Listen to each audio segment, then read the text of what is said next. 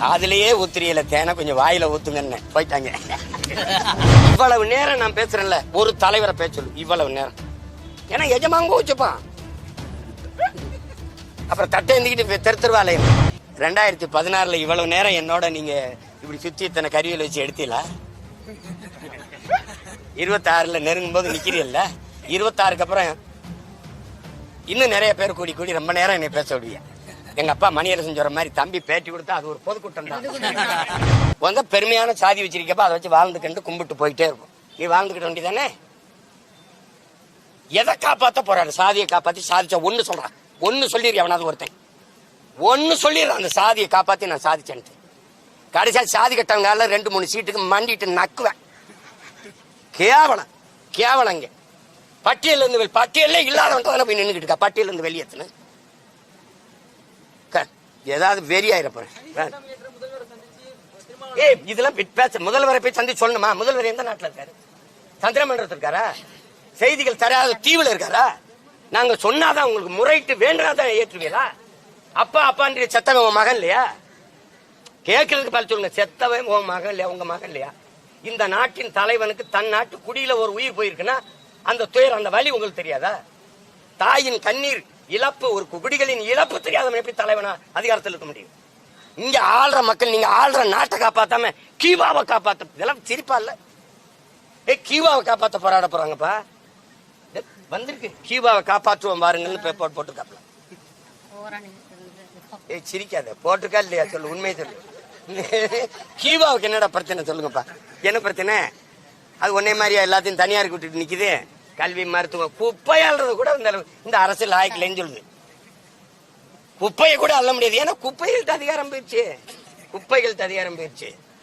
எப்படி கால கொடுமை. விவிலியம் சொல்லுது, நல்லவர்கள் பெறுகிற போது மக்கள் மகிழ்ச்சி அடைவார்கள், கொடியவர்கள் ஆட்சி ஆளும் போது மக்கள் கூச்சல் இடுவார்கள். இப்ப தெரியுதா என் மக்கள் கூச்சல் இடுறது ஏன்னு? இப்ப நான் சந்திக்கவா வேணாமா? நீங்க வரமாட்டீங்க, யாரும் வரமாட்டேங்கிறீங்க. அப்ப நானாவது என் ஆத்தாளப்பன் பக்கத்துல, அக்கா தங்கச்சி பக்கத்துல உட்காரணும்ல. நான் இருக்கேன் உனக்குன்னு சொல்லணும்ல. யாருமே இல்லைன்னு நான் உன் மகன் இருக்கேன், உன் அண்ணன் இருக்கேன், உன் தம்பி இருக்கேன், உன் மகன் இருக்கேன், உன் பேரன் இருக்கேன்னு போய் உட்காரணும். சாப்பாடு கொடுக்கணும்ல. நீங்க சாப்பாடு எவன் போட மாட்டான், நீ கழிவறை கூட திறந்து விட மாட்டேங்கிற. ஒரு மனித மனம் இது செய்யுமாங்க? யாராவது தெரியும்? உங்க அக்கா அப்படி உட்கார்ந்துருந்தா நீ கழிவறை போட்டு ஏதாவது ஒரு என்னங்க கொடுமை. எங்க விலங்கு வேட்டையாடி போய் ஒரு குரங்க பிடிச்சிருதுங்க. அது தூக்கும் போது தெரியுது வயிற்றுல இருந்து குழந்தை விழுந்தோடனே குரங்க சாப்பிடறத விட்டுட்டு குட்டியை தூக்கிட்டு போய் காப்பாத்துதுங்க. அந்த மனநிலை கூட நமக்கு இல்லைன்னா இது என்ன சமூக மானுடம் பேசுவோம் நாங்க, அது பேசுவோம். கொஞ்சம் சமூக நீதியிலே குப்பையை போட்டு மூட எங்க ஆத்தல உட்காந்துருக்கான அவன் தான்டா சமூக நீதியின் காவல். அவன் தான்டா இந்த சமூக நாரி போகாம காப்பாத்திட்டு இருக்கான் தான். உட்கார்ந்து போடுறவன்லாம் பொம்பளை. பெண்ணிய உரிமை பேசுன, பெண்களுக்கான விடுதலை பேசுன, எங்க பேசுன? அவ கையில இருக்க விளக்க மாதிரிதான் உன் சமூக நீதி. இதான் பேசிட்டு இருக்குது. அது நல்ல நாடு தான். அங்க போய் சுத்தி பார்த்து வரட்டும். சுத்தி பார்க்கறதுல அந்த நாடு சாலை எப்படி போடுது, பராமரிக்குது, அந்த நாடு பாலங்களை எப்படி கட்டுது, அந்த நாட்டுல இருபக்கம் போகும்போது ஆடு மாடுகள் எவ்வளவு மேய்ச்சல் நிலங்கள்ல மேயுது. நான் போயிருக்கேன்ல, அங்க போகணும். அங்க மின் கட்டமைப்பு எப்படி இருக்குது, அங்க நீர் மேலாண்மை எப்படி இருக்குது, இதை தாங்க கவனிக்கணும். போய் உட்கார்ந்துக்கிட்டு முதலீட்டாளர்களை கொண்டு வர்றோம்னு அது பேசிட்டு இருக்கு. இதானே சிங்கப்பூர். சிங்கப்பூராக சென்னையை மாற்றுவோம். சிங்கப்பூர்காரன் பூரா கேட்டுச்சுன்னா தீ குளிச்சுக்குறான். இது எவ்வளவு கேவலப்படுத்துறாப்புல நம்மள. வேற தம்பி, தேர்தலை விடுங்க. அதான் நீங்க எல்லாருமே செய்யற தவறு. இந்த வாக்கை பற்றி கவலைப்படுகிற ஒருவன் மக்களின் வாழ்க்கையை பற்றி சிந்திக்க மாட்டான். ஓட்டையே குறி வச்சு வேலை செய்கிறவன் நாட்டை பற்றி கவலைப்பட மாட்டான். சாதி, மதம், கடவுளை பற்றி, சாமியை பற்றி சிந்திப்பவன் மக்களை பற்றி சிந்திக்க மாட்டான். மக்களை பற்றி சிந்திப்பவன், மக்களை பற்றி கவலைப்படுவன் சாதி, மதம், கடவுளை பற்றி சிந்திக்க அவனுக்கு நேரமும் இருக்காது, தேவையும் இருக்காது. நீங்க சொல்றது தேர்தலில் பிரதிபலிக்குமா நினைச்சா அதான் தேர்தல் அரசியல். வாக்கு செலுத்துறாங்க, செலுத்தல, இது நம் பிறவி கடமைன்னு மக்களுக்காக வேலை செய்யறது மக்கள் அரசியல். இப்ப நீங்க எந்த அரசியலை செய்யறது? எனக்கு சேராமையா தம்பி 36 லட்சம் பேரை போட்டு ஒரு எளிய மகன்.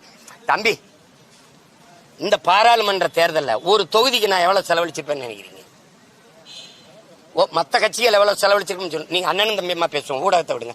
ஒரு 34 கோடி 40 கோடி 50 கோடியா செலவழிச்சிருப்பாங்கல்ல. நான் மொத்தமாவே 3 கோடி தான் செலவழிச்சிருக்கேன் தம்பி.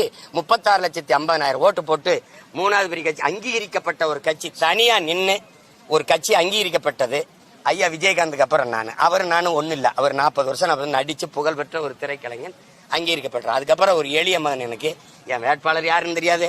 நான் 6 தேர்தலாக ஒரு சின்னத்துல போட்டிட்டு அதை எடுத்துட்டு மைக்குன்னு ஒன்று கொடுத்தேன். அதுல 4 பொத்தானை வச்சு அது போய் பார்த்தேன். ஆமா, நீ என்ன ஜனநாயகம் வச்சிருக்க? நான் உங்ககிட்ட கேட்கிறேன். 75 வருஷம் ஒரு கட்சி ஒரே சின்னம், 60 வருஷம் ஒரு கட்சி ஒரே சின்னம். தேசிய மலர், அது இந்தியாவின் தேசிய மலர் தாமரை, அது ஒரு கட்சிக்கு சின்னம். தேசிய மலருதுன்னு என் மகன் படிச்சுக்கிட்டு இருக்கான். தாமரையை கொண்டு போய் தேசிய மலரை கொண்டு போய் ஒருத்தனுக்கு சின்னமா வச்சா. கை 50 வருஷமா ஒரு கை கை கை கைன்னு ஒரு சின்னம். இந்த சின்னங்கள்ல நேற்றுக்கு முத நாள் கொடுக்குறான், நாளைக்கு தேர்தல் எனக்கு ஒரு சின்னத்தை.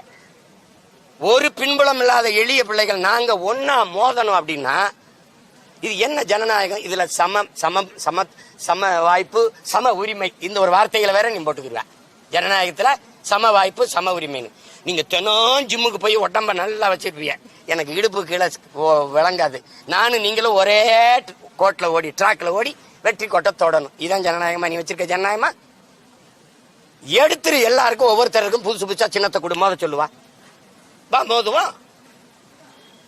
வாக்குக்கு பணம் கொடுத்தால் அந்த வேட்பாளர் 10 ஆண்டு தேர்தல் நிக்க தடைன்னு சொல்லு. சரியான தேர்தல் ஆணையம் சொல்லு. ஒருத்தனை தூக்கு, எவனா காசு கொடுத்தா சொல்லு. 10 ஆண்டு தேர்தல் நிக்க நீ தடையிடானா நல்ல ஜனநாயகம் வந்துடும். இல்லைன்னா பண்ணாயம் தான் இருக்கும். என்ன இப்படி ஒரு கேள்விக்கு என்ன தேர்தல் ஆணையம் தவறு பண்ணுதுன்னு நினைக்கிறீங்களான்னு கேட்கிறீங்களே, நீங்க நினைக்கலையா? அப்படி தம்பி, நம்ம நினைச்சாலும் நினைக்கலாம்ல, உண்மை அதானடா தம்பி. அதுல போய் என்ன பேர் சொல்றது? சொல்லு. எத்தனை கேள்வி கேட்கிறான்னு ஏதாவது பதில் வச்சிருக்கேன்? ஒன்னும் சொல்லாது. இது அரசு எந்த நலத்திட்டத்திலே உதயசூரியன் சின்னம் இல்லாம வருதா? எந்த நலத்திட்டத்திலே அதுக்கு முன்னாடி ரெட்டால சின்னம் இல்லாம வருதா? இப்ப நீ நான் என்ன சின்னத்தை போட்டு கொடுக்கறது? எதுல கொடுக்கறது?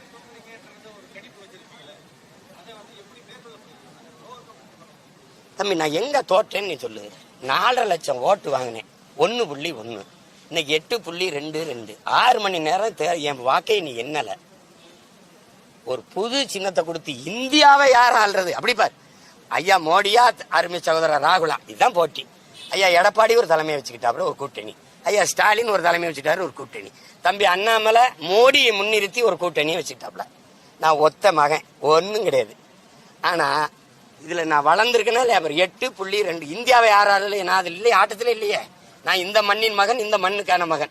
ஆனா என்னைய தேடிக்கான் இல்லையா? 8வது பெட்டியில இருந்த என் சின்ன முதல் பெட்டியில தாமரை, உதயசூரியன், ரெட்டலை, கை எல்லாம் இருக்கு. 8வது பெட்டியில இருந்த சின்னத்தை சீமானுக்கு என்னடா சின்னம்னு தேடி இத்தனை பேரை போட்டு என்னை அங்கீகரிக்க வச்சிருக்காங்கன்னா, நான் வளர்றேன்னா நான் தோக்குறேன்னு நீ சொல்லாம அந்த வார்த்தைய. வளர்ச்சின்னு சொல்லு, எழுச்சின்னு சொல்லு, மாறுதல்னு சொல்லு, தோல்வின்னு சொல்லாது. 1.1 இருந்து 8.2 வந்த 2 வந்த கட்சி இந்த தமிழ்நாட்டு அரசியல் வரலாற்றுல ஏதாவது சொல்லுங்க. எல்லாம் செத்து போயிடும், களைஞ்சு ஓடிடுவான். இப்பவே என்ன, ஐயோ அவருக்கு குறைஞ்சிரும், அவர் விஜய் வர்றதுனால அவருக்கு குறைஞ்சு போயிடும், அவர் ஒண்ணுமே இல்லாம போயிடுவாரு. ஏன் எதுக்கு பயம் காட்டுறான்னு தெரியுமில? ஐயோ அப்படியே அப்ப கட்சி கலைஞ்சிருமா, அப்ப ஏதாவது ஒரு கட்சியில கூட்டணி போயிருவோம். ஏய், செத்து சாம்பனாலாம் ஆன ஒழிய நாங்க தனியா தான் போவோம். சும்மா போட்டு அது கூட்டணி போயிடும், அது ஒண்ணும் இல்லாம போயிட்டு போகுது. இந்த ஊடகங்கள் ஏதாவது எனக்கு வாக்கு குறைஞ்சிரும்னு சொன்னது, இந்த தேர்தல் அவருக்கு கூடும், இந்த தேர்தல் அவருக்கு கூடும். தம்பி, ஒரு தொலைக்காட்சி தேர்தல் ஓட்டு பதிவு நாளைக்கு நடக்க போது, நாளை மறுநாள் இன்னைக்கு சொல்லுது அவருக்கு 5 விழுக்காடு போடுவாங்கன்னு, 4 விழுக்காடு போடுவாங்கன்னு சொல்லு. அப்புறம் தேர்தல் முடிஞ்சு எக்ஸிட் போல்னு ஒன்று சொல்லுது, இல்லை 5 விழுக்காங்க 5 விழுக்காடு வருது அவருக்குன்னு சொல்லு. தேர்தலை வாக்கு என்ற 8.22 வருது. என்ன ஒன் நேர்மை கிழிக்குதுங்க? என்ன பண்றது? நாகரிகங்கிறது விட்டேன், இல்லைன்னா கோர்ட்டுக்குன்னா என்ன பண்ணுவேன் நீ? தேவை இது கருத்தாளர்கள் சும்மா சொல்லிக்கிட்டு இருப்பாங்க, நம்ம பாட்டுக்கு வேலை செஞ்சுட்டு போகணும். தம்பி, நான் மக்களுக்கானவன், என் வெற்றியின் தோல்வி என் மக்களுக்கானது, அது அவங்க தான் முடிவு பண்ணும். இப்ப ஜெயிச்சவன் பேசுனதை விட ஜெயிக்காத நான் இப்ப ஜெயிக்கல, தேர்தல் வெற்றி ஜெயிக்கல, நான் பேசுறதை யாராவது இப்ப ஏன் இந்த சரி இந்த துப்புரவு பணியாளருக்கு ஏன் வரல? எத்தனை எம்பி எம்எல்ஏ வந்தான்? ஜெயிக்காத நானே என் தங்கை தம்பியில தானே உட்கார்ந்துருக்கான். நான் தான் இந்த சாப்பாடு செஞ்சு எடுத்துட்டு ஓடுறேன், நீ வரமாட்ட. இவ்வளவு நேரம் நான் பேசுறேன்ல, ஒரு தலைவரை பேச சொல்லு இவ்வளவு நேரம். ஏன்னா எஜமாங்க வச்சுப்பான், அப்புறம் தட்டை எழுந்திக்கிட்டு தெருவா அலையணும். எங்க போறது, எந்த வீட்டுல நமக்கு கறிச்சோறு கிடப்போம், எவன் கஞ்சி ஊத்துவான்னு தேடணும். பேச முடியாது. அந்த தனித்துவத்தை இழக்காம இருக்கணும்னு நினைக்கிறேன். ஏன்னா எங்க முன்னோர்கள் செஞ்ச தவறை நான் செஞ்சிடக்கூடாதுன்னு நினைக்கிறேன். மாப்போசியோ, சீப்பா ஆதித்தனாரோ, அண்ணல் தங்கவோ, கியாபி விஸ்வநாதமோ, மறைமலை அடிகளோ, எங்க முன்னோர்கள் எனக்கு இப்ப சமகாலத்துல எங்க முன்னாடி வந்து எங்க ஐயா மருத்துவர், எங்க அண்ணன் திருமா, எங்க அண்ணன் வைகோ, ஐயா விஜயகாந்த், இவர்கள் செஞ்ச தவறை அவங்களுக்கு பின்னாடி வர வழித்தடத்துல போறேன் நான் செஞ்சிடக்கூடாதுன்னு நினைக்கிறேன். எனக்கு என்ன அழுத்தம் தம்பி, செயலதுக்கு போட்டு பார்த்தேன், வழக்கு போட்டு பார்த்தேன், அவதூறம் கிளப்பி விட்டு பார்த்தேன், என்னென்னமோ பண்ணி பார்த்தேன், என்னையே ரைடு விட்டேன். நான் ஒன்றும் கலங்கலையே. என்னையே ரைடு நடக்கும், கூட்டணி பேச்சுவார்த்தை வீட்டில் நடக்கும். எப்படி இருக்கு? 1000 crores பார்ட்டிக்கு 1000, ஃபேமிலிக்கு 1000. அதுலயே ஊத்துறியில தேனை கொஞ்சம் வாயில ஊத்துங்கன்னு போயிட்டாங்க. புரியுதுன்னு நினைக்கிறேன். ஒன்னும் கேட்கல, நான் உங்களோட வந்துடுறேன்யா, சேர்ந்து நின்று ஒரு போட்டோ எடுத்துரும். அதுக்கப்புறம் போன் அடிச்சா எடுப்பீங்களான்னு கேட்டேன், பதில் இல்லை. அது வீடு தனிச்சு நிக்கணும், தனித்துவத்தை இழந்துடக்கூடாது. தனிச்சு நின்னாலும் தனித்துவத்தோடு நிக்கணும். நமக்கு அது தேவையில்லை. என்னடா தம்பி 36 லட்சம் வாங்கினவன் இன்னொரு 36 லட்சம் கூட ஏறிட மாட்டேன்னா என்ன? கடலையே தாண்டிட்டேன், கரை தான் இருக்கு. 2016 இவ்வளவு நேரம் என்னோட நீங்க இப்படி சுத்தி இத்தனை கருவியில் வச்சு எடுத்தீங்களா? 26 நெருங்கும் போது நிக்கிறீல்ல, 26க்கு அப்புறம் இன்னும் நிறைய பேர் கூடி கூடி ரொம்ப நேரம் என்னை பேச விடுவியா. எங்க அப்பா மணியரசன் சொல்ற மாதிரி, தம்பி பேட்டி கொடுத்தா அது ஒரு பொதுக்கூட்டம் தான்.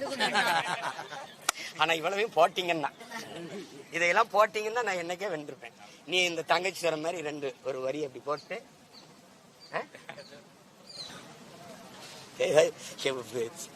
காலையிலேயே கோவப்படுத்துறாங்க. இன்னும் நம்ம தூரம் போக வேண்டியது, மறுபடியும் வேற போராட்டத்துக்கு வேற போக வேண்டியிருக்கு, சாப்பாடு கொடுக்க வேண்டியிருக்கு மக்களுக்கு, அங்க வேற கேள்வி கேட்ப, அதுக்கு வேற கோவப்படும். என்னடா தங்கச்சி இருக்கா? வேற ஏதாவது கேள்வி இருக்கா? ரொம்ப மகிழ்ச்சி.